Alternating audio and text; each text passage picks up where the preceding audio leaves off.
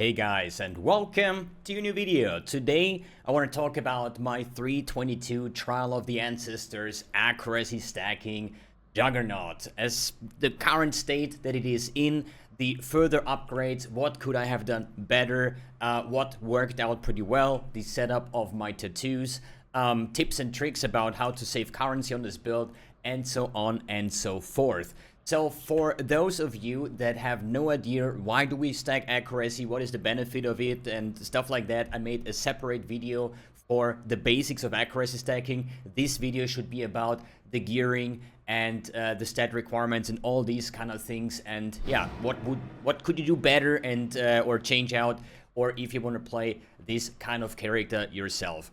It has been an absolute pleasure for me to play this build. I've been playing this build now 5-6 days or something, I don't know. And just by pure mapping and farming challenges and stuff, I went to level 98. And I did a bunch of like challenges right now, and today, or at least let's say the last 2 days, I was spending my time in the Trial of the Ancestors league mechanic, and it has been an absolute pleasure, and I can definitely recommend playing something like that. It is a lot of fun. And for those of you that say like, yo, but I think that ballista totems would be better for the league mechanic, don't you worry, you can also play the accuracy stacking version with siege ballistas. So this is what I've been doing yesterday. Today I played tornado shot and it didn't really felt too much difference, but if you swap out your tornado shot for siege ballistas, then you can have this like totem playstyle and still have like a lot of DPS, but therefore you also have to change a couple things in the tree. For example, taking these totem nodes over here and the totem nodes on the bottom side, as well as anointing your amulet with Panopticon. Then you have 6 totems, and with GMP they fire like a mass amount of projectiles. But this is my tornado shot version. You can play this character as anything you want. The only thing that I want to mention here, if you want to start this character and you have lower budget, then please do yourself a favor and play the low life version with the replica last resorts. Go lightning strike, frost blades, molten shell, yeah, almost molten strike. Volcanic fissure even, I think. You can play so many different melee versions, and it is a lot cheaper to get going. The tornado shot version is, as far as I know, the most expensive version of the build, but I also think the most fun, the best clearing, and also like the best damage. Even though I think the pure ballista version with barrage support would have even more damage. So if you just want to play like a bunch of like uber bosses and stuff like that, you can definitely go for something like the siege ballista setup, or you're just gonna stay with tornado shot the way I did it. I think I've done pretty much everything in the game. I've done simulacrums, I've done all the invitations today, so I've ran what is it, like somewhere the invitations with like insane invitations where you have to run all the invitations with at least 80 quantity, and all of the invitations I think took less than 10 seconds, because obviously if you have a character that has over 100 million DPS, those things die relatively fast. I've also done all the boss challenges with Shaper. Don't get hit by anything on Cyrus. Doesn't really matter, because before these bosses do any abilities, they're already dead. Alright, let's take a look at the gearing. Best slot helmet in my opinion, the Obscurantis, if you can get it with the mana reservation and maybe AoE, and then just put it into lab service or whatever. And I'm running here Purity of Elements for ailment immunity, Enlighten, Divergent Determination, not that important just yet. And Divergent Precision. Here I want to point out one thing that I want to talk about once we go over the tattoos. I would have loved to play with the new tattoos that GGG announced. Let me quickly pull this up. So a couple days ago, GGG announced new tattoos, and I would have used 2 tattoos over here. One would be the random keystone, which one is this one, and I would have put that one over here with iron reflexes for tankiness, or point blank for even more damage, and the 2 maximum resistance. So the new tattoos would have given this character a lot of tankiness boost, and I'm going to show you that in the POB in a minute. So if you're playing this build, once the new tattoos come out, then do yourself a favor and apply those changes that I'm going to mention later on. For the bow, this bow is not bad. It is definitely not the best, but I didn't really feel the need to change anything. I did want to craft a bow, which is Shaper and Elder with max frenzy charges, projectile attack damage per accuracy, socketed gems deal more attack damage. This bow would probably maybe like not double my DPS, but still give me like, let's say, a 40% more damage to my current version.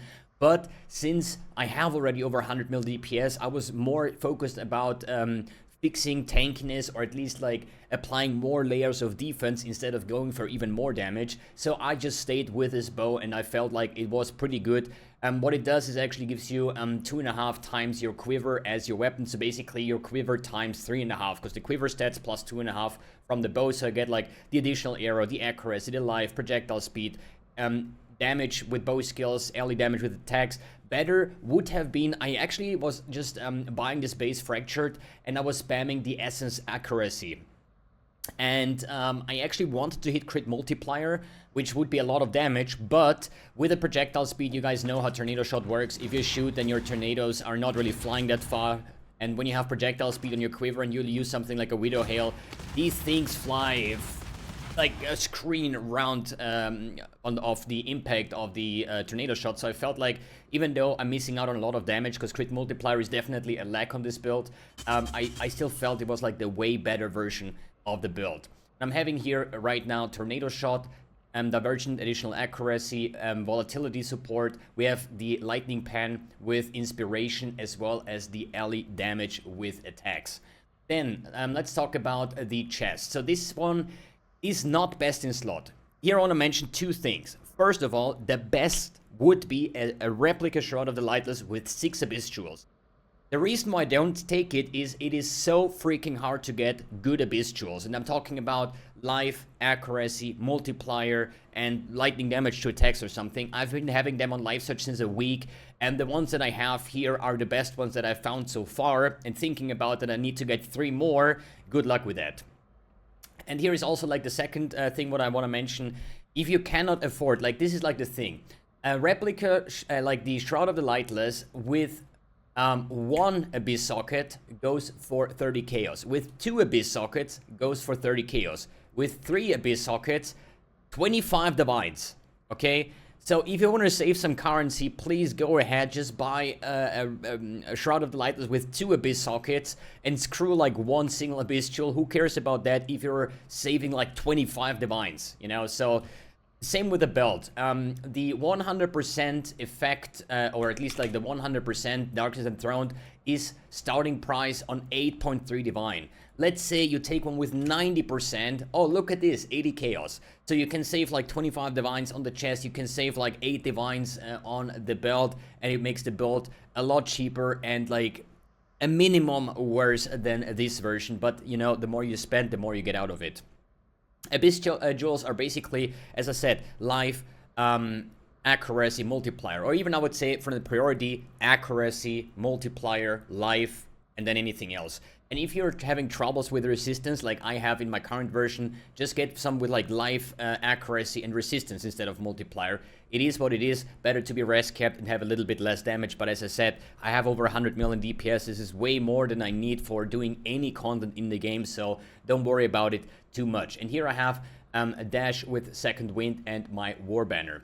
When it comes to the gloves, Oscarm best in slot. I do have here Ice Golem, Blood Rage, the enhanced support, and Molten Shell, which is nice. I have it on my left click just to add this like extra bulkiness, the tankiness. If you can get it, the most important thing here is the 12% chance to suppress spell damage. This build, I think, is exactly on 100%, okay? You can fix it with like a spell suppression tattoo if you're getting worse ones, but I think the most important here is the 12% suppress, then followed by the accuracy, and then try to get as low as minus chaos res as possible. Frenzy charge, best implicit. Second best would be, if you're having lower accuracy, the base crit attacks have increased critical strike chance. If you have high accuracy like I do, then level of soccer gems is better because it boosts your Ice Golem, it boosts your Blood Rage, and it boosts your Molten Shell on top of that. For the boots, obviously Stormrider boots. This is like a fail craft, or at least let's say I tried to craft this. I started out with any like life resistance ones.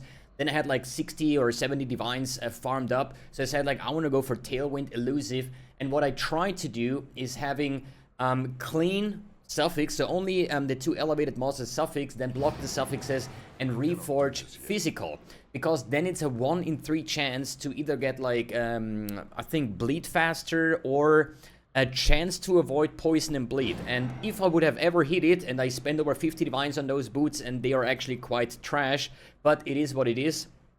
But what I tried to hit is the avoid chance to bleed and poison, and then I would have gotten an abyss jewel with chance to bleed and poison and put it in my belt, and then I would be bleed and poison immune, which would be more quality of life, more tankiness and whatnot. But as I said, Tailwind elusive, now I would actually block the suffixes, reforge critical strike for elusive, right? This is missing on this one just because I said like, you know what, I do have my imprint, I'm just need to farm more currency, awaken orb them together, hope for the open suffix, reforge with physical, try to hit this like, right? But since I ran out of currency that didn't hit the mod, I was just like, you know, I have 25 movement speed on them, I just craft life and just called it a day for now, farm more currency and try to craft it again. But overall the boots turned out not even mediocre at best, especially when you think about that I spent like 50 or 60 divines to craft, for my personal preference, the perfect boots, which just didn't work out. Happens.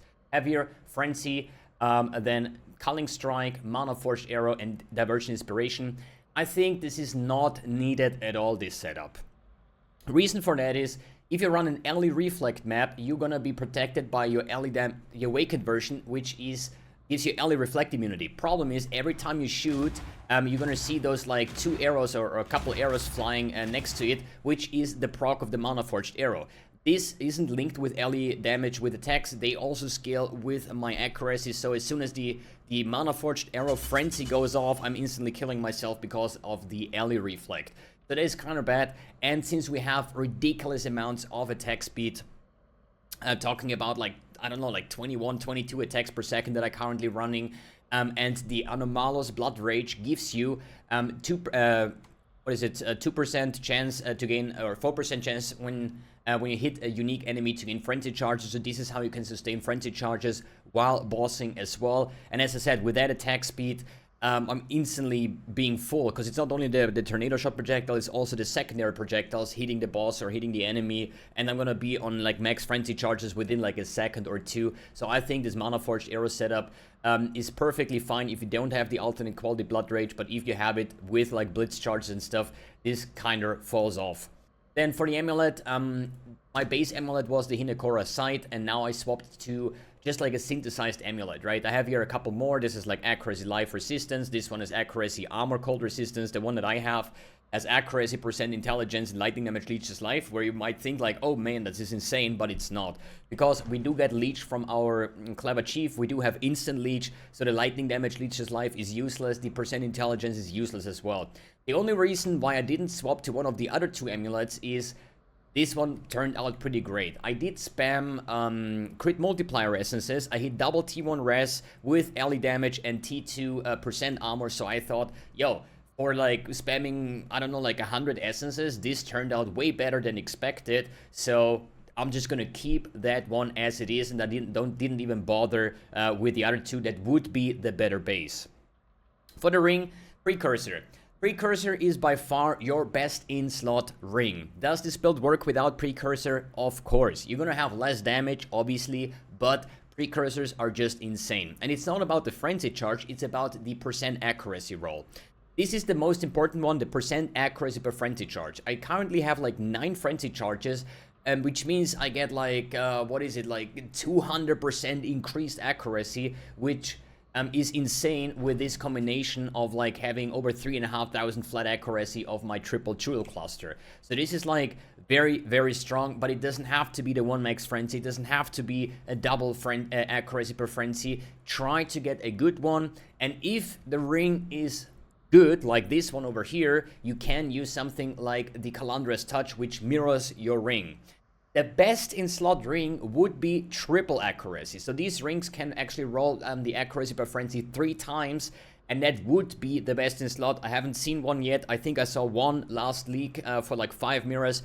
Good luck trying to get one of these, but it is not necessary. It's only if you want to be like the undisputed biggest crazy accuracy stacking with 1 billion DPS, then you can go for that. But for doing all content, I'm sorry, but this is absolutely not needed. But If this is your dream project, then hey, let's go for it, right? The last upgrade that I did is I got myself a projectile flask to just help with these like one-shots. And because as long as I'm not dying, I'm instantly getting full again with like, I don't know how many projectiles hitting the enemy simultaneously with the instant leech and stuff. It is quite ridiculous. And the cool thing is I'm not even playing with GMP and I'm using a Dying Sun. So I'm having currently 8 projectiles. With the Dying Sun, it's 10 projectiles. So no GMP is a lot more damage, and the reason for that is our tattoo setup and the Thread of Hope. So I'm getting 1 projectile over here, 1 over here, 1 from the tattoo that is buffed with the Warrior's Tail, so I'm getting 2 projectiles. So this is basically my GMP setup in my skill tree, which is kinda insane. So let's talk about the skill tree and the tattoo setup that I've made. So basically, most important, or at least most important, this one is pretty strong with additional projectiles and buffing that with the Warrior's Tail. What else did I do? Fixing a little bit of resistance. Here, the Rongu Karai Turtle, whatever, 20% reduced extra damage from critical strikes. So this build is critical strike immune. Thanks to my Watcher's Eye, Determination reduced extra damage from critical strikes. Like over 50%, then 30% from your critical strike mastery. Obviously, if you're gonna go for damage, you're gonna take the multiplier against unique enemies. But, you know, 50%, 80%, and then another 20%. This is usually a 10% tattoo, but with doubling it with the Warrior's Tail, I'm now crit immune. I like this one a lot more than just having like some extra damage. Then going down here, this one is very interesting. So the Transcendent Spirit gives you minus dexterity per dexterity allocated. So if these two are 10 dexterity nodes, they basically do absolutely nothing. Why is that? I get 10 and 10 dexterity, but thanks to the Transcendent Spirit, I lose minus 10 dexterity. So it's perfectly suited to just cover those up with tattoos with global accuracy rating without losing stats, without losing anything. The same over here, double increased accuracy rating for points that are completely useless otherwise. And here I have changed 1 strength node into all attributes just because I was very tight on strength and intelligence. And that's also the reason why I put in 2 split personalities with int accuracy. Better would be dex accuracy or strength accuracy or even life accuracy, whatever you want. But without those, I'm lacking a lot of intelligence. So this was like the more convenient way to use that. They are not your best in slot, but they still give you a hilarious amount of intelligence and flat accuracy rating that further gets scaled with percent accuracy.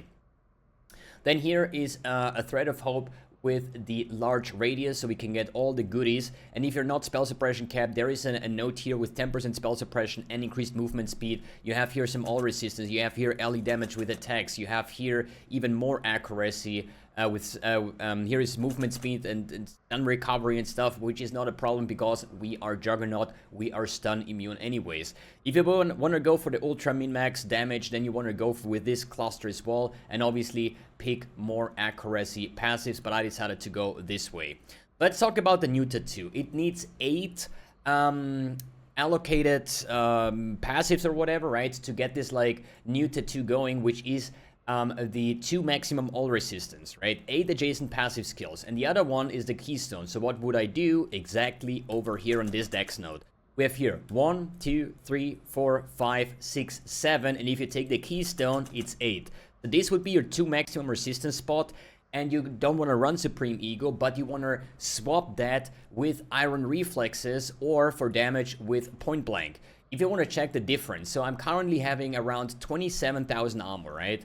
So if I would go into configuration and say, yo, I have now Iron Reflexes, my armor jumps from 27k to 53k. And if I would do so, then I would actually go with a Jade Flask. If I can quickly put this in.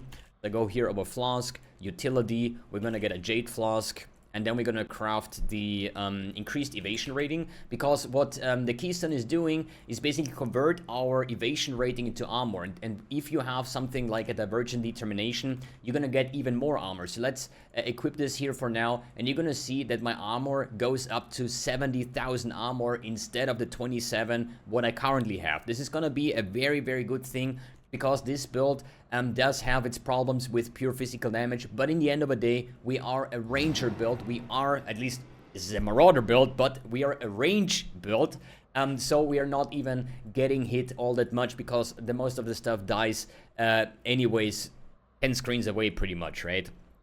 So this would be a change what I would do. The 2 maximum resistance over here, the keystone to iron reflexes, or if you want to the damage, point blank, obviously. And then another thing that I would do, this is like the jewel from Maven that gives you, like, you can allocate passives in radius from a keystone, right? Impossible escape, I think. And I would take this with the imbalance guard.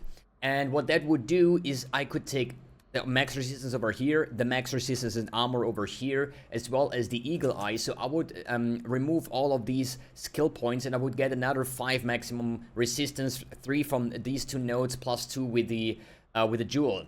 Then what I would next do is probably get rid of, like, maybe my Mana Forged Arrow setup or my dash, and get a Vitality on Arrogance, and then take the Mastery for another 1% max resistance. So this build could have like 70,000-80,000 armor while having like 81% max resistance, and I think with Progenesis that would make a very, very beefy character while maintaining like 100 million DPS. A question I will surely get is, why do you not play this as Berserk? So first of all, the jewels for the Undeniable go currently, I think, 100 divines. I think like 70-80 divines for the red one, and like another 20-30 divines for the blue one. So that would be 100 divines for getting more damage. What Berserk is doing over Juggernaut is basically doubling my DPS. I like to be tanky, and I think the damage that I have with 100 million is fair enough to do all content. I don't need 200, 500, a billion DPS. So I'd rather stay with the Juggernaut, get something like Unbreakable, which is going to have even more effect with the Iron Reflexes. Then we have Unflinching with the Endurance Charges. We have Stun Immunity. We cannot get slowed below base movement speed, some extra movement speed that this build needs heavily anyways. So this would be, in my opinion, the better choice, just to have like this. I mean, if you want to go for ultra big damage, then please go do yourself a favor. Take the Berserk, take your Blitz Charges, your Crit, your Rage, whatever, the aspect of Carnage for 40% more damage, and get yourself the Undeniable jewels, basically, right? Good. That was about that. Anything else that I wanted to mention here? I don't think so. The path of building link of my current character is in the description below. If you want to check it out, let's go over the MTX real quick. We have the Frost Viking helm, body, gloves, and boots with the Frost Viking cloth. The rest is almost everything is here aura-wise disabled. I run the Ebony Tornado Shot, and here is a cool thing. The Death Notch bows are actually coloring your arrows, right? So if I go here, Death Notch bow, this is why my Black Tornado Shot has red arrows, which looks a lot better than the classic one. And if I want to go for blue, then I'm shooting blue arrows, green arrows, or black arrows. And I mean, black and black doesn't really look that good, but obviously red arrows on Black Tornado Shot just looks very, very cool, especially if you pair it up with the Crystal Tornado Shot, because this is like a freaking light show and it looks actually quite amazing with a purple-red color mix. And yeah, so overall, I'm gonna move on to the next character. I'm not gonna spoil what it's going to be, but oh my boy, this build, I always love it when I go back to accuracy stacking, and I'm always really enjoying this kind of build. It is not the easiest build to put together for the end game, especially when it comes to the part where my character sits at, where every upgrade would be 2 digits. But as I said, do you need it? Probably not. Do you want to have it? Oh, hell yes, man. I mean, obviously, upgrades are upgrades, and upgrades are always good. But it is not necessary to go that route, and I'm super fine with the current state of my build. Alright, guys. Thanks for tuning in, thanks for watching, and see you in the next video.